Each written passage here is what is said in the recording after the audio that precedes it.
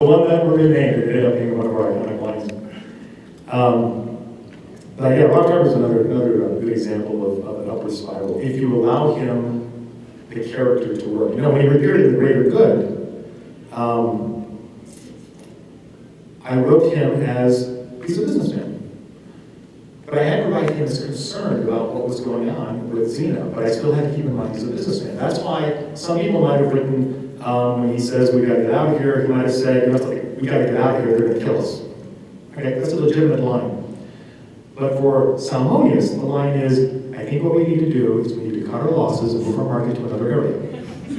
Okay? Because it's a businessman. But Rob read it so seriously that the joke in that disappeared. It should have. It wasn't meant to be a joke. It was just meant to be his personality. But once again, it's kind of like Renee. You know, that great delivery on that. And Rob has a great manner with his voice up and down. Proud warriors. Was in The Greater Good when he thought Xena was dead. He was kind of those proud warriors. I don't even know how he said warriors. But that was a suggestion from him, because he called me and he said, you realize the first thing I ever said when I saw Xena in Hercules was, proud warriors. He goes, wouldn't it be nice if I said that when I thought she had left us? And I said, awesome, it goes in. And I went in there. But see, that's where we work together. That's a cool thing about it. So with Salmonius, he grew quite a bit with our particular series. His character became very unique and underused, quite honestly. We didn't get to use him as much as I wanted to later on. So, yes, right here. I have a question about the character Callisto. Yes. You created a character that was the first character I ever loved to hate in these series. You know, and I loved her because of her chemistry and just with both the characters and what Xena had done to her in that relationship. But what I wanted to know was, what was it like creating a character that very much was the antithesis to Xena?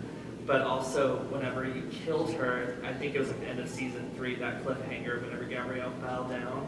That was the first cliffhanger I ever experienced either. I was like 9, I didn't know what was happening in my life. But I followed it so well, and I just want to know what was behind actually killing her in that form. Like, why did you decide to do that? Okay, this is all about Callisto for those of you who didn't hear that. I'll generalize what you said. How did the Callisto character, how was that character created and fulfilled? Why did we pick that character? And why did we kill it off at the end of season 3 when they fell in the pit? Okay, well, R.J. Stewart actually wrote the character the first time, so R.J. gets the credit for creating Callisto. All of us, obviously, over the course of the series, created Callisto. Hudson, obviously.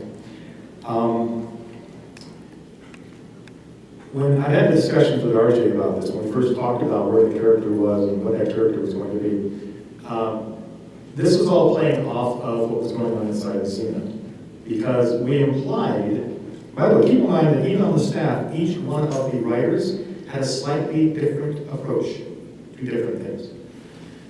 And RJ's, I remember this, RJ felt that part of Xena's journey was trying to basically build up karma points to forgive herself for what she had done before. And you could have done the entire series that way. Writing is all about friction and conflict. What's the worst thing you could do to somebody who's trying to forget or trying to atone? You put a reminder right in front of them. So he created this incredible character to remind Xena, constantly remind Xena of where she had come. So it allowed us to rip open the character many times and explore aspects of the character that you don't really do. Because we explored we took our lead character and we said we're going to dive into her ugly side. And we're going to explore that and we're going to represent it with Callisto. So that was really the main reason. And in my interpretation, writing Callisto, in my interpretation of writing Xena, by the way, I didn't feel that Xena was ever trying to atone for her sins. Now, RJ was writing it that way, totally legitimate. In my writing, I felt that Xena felt that there was no way she could ever atone for her sins, so she was hoping to just do some good. That was it. Just hoping to do some good. Now, that was just the way I approached it. Callisto serves the same function either way. It's that reminder right in your face. Callisto went from a character that was hateful and angry, of vengeance. The psychosis that she had came from that. to becoming a character that was blank. The character didn't even understand hatred anymore. Remember the Truth or Consequences scene? Okay, one of my favorite scenes. When she seriously answers Gabrielle, what it feels like. And, she says, comes and goes. Spots of it here and there. But she was empty at that point. She was totally on inertia. I'm going to destroy everything Xena loves. Why? Because you hate her? Because it's why I am. It's how I exist at that particular point. Felisa was the most honest person with Xena in the entire series. When we did the Bittersweet musical, it was alluded to. She actually said that. I'm not going to lie to you. Gabrielle will lie to you. But I hate you. I have no reason to lie to you. I want you to hurt. So when the decision came down about where we would go with the character, it was because we explored so much of that, we weren't sure where we were going to take the character. We didn't want to just put her on a platform of inertia and hate. And we didn't want to keep dropping rocks on her, which became a tradition. We have to slow her down. She's now a god. We have to slow her down. Avalanche. In fact, by the way, as a side joke, there's a lot of side jokes that you guys never found out about, of course. We had done a version of it where we had to slow her down. She's fell down. Another version, fell down. And I wrote one version where in the dialogue, as the rocks fall on her, she yells, shh, and it hits her. Here it comes again. We had to pull out that part. So when we got to that point about killing her, we ended up with a great cliffhanger because people, just like yourself, had fallen in love with hating her. And it's interesting that you asked that question because what that did was that it showed how successful she was as being that mirror. Because a lot of people thought, oh my God, where are we going to get that mirror of Xena now? And of course, what we did, we completely flipped it. One thing about the show that, once again, I'll give credit to Rob, there's a thing called the third season slump. And in the third season, the show is comfortable. Your TV show is making its ratings, it's got its viewers, we don't want to offend anybody, we're going to keep you guys. So we don't change anything, and it starts to become tedious. It's the same thing every week. When we got to the third season, we shook it up. I was at a convention before the third season, I was teasing some fans, and I said, just so you know, the third season is going to get really dark. And they were like, yay! I said, no, it's going to get dark. Yay! I said, well, let me make sure. I said, here's where we are.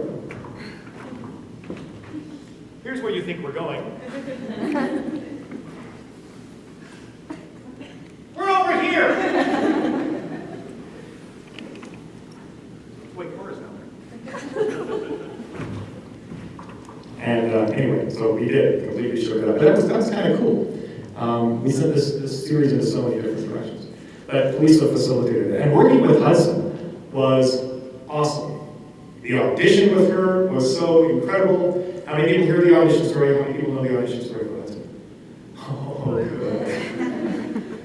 Okay, I talked to Hudson about this. This is funny. We're doing a casting call for Xena in the Bungalows at Universal.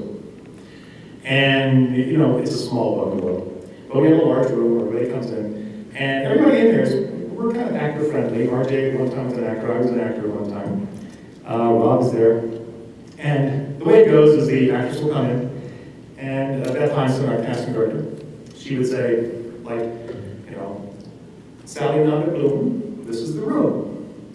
And room, this is Sally. And we would all nod politely. And Sally would ask a few questions, and it would say, just whenever you're ready, and she would do the scene, and it would say, thank you very much, and walk out. Okay. So Hudson comes in, and Beth says, Hudson, Mike, this is the room. And Hudson runs right over to RJ, sticks her hand in his face, and says, I'm Hudson Mike, who are you?